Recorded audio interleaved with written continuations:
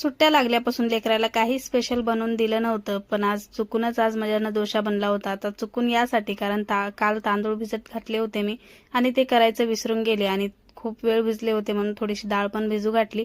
भिजू घालून आता त्याचा डोसाच बनवायचं म्हणून प्लॅन केलं होतं. मग इकडे आवनीनं माझं बाकीचे कामं आवरजे पत्र चटणी पिसून ठेवली होती. मस्त चटणीला तडका दिला. त्यानंतर लगेच डोसा बनवायला घेतले होते मी.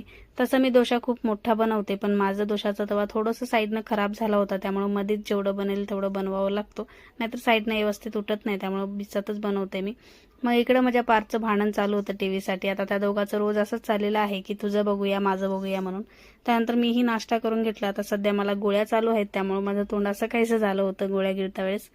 आता दुपारच्या उन्हामुळे खूप जास्त गरमी होत होती म्हणून थंड म्हणून थोडंसं गन्न्याचं ज्यूस वगैरे पिलं. त्यानंतर आता इकडे रात्रीचं आवनीच्या पप्पाने तरकारी घेऊन आले होते, म्हणून तिने आता फ्रीज साफ करायला घेतलं होतं, कारण आता तरकारी ठेवल्यावर 8 दिवस काही साफ करता येत नाही.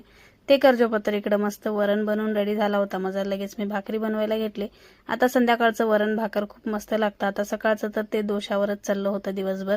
त्यानंतर रात्रीचे ते हे स्वयंपाक झाला. त्यानंतर आवनीचे तरकारी पण ठेवून होत होती, तर बाकीचे जे काही तोडायचं वगैरे होतं ते तिने करायला घेतलं होतं. तर असा होता माझा आजचा दिवस. भेटूयात नेक्स्ट व्हिडिओमध्ये.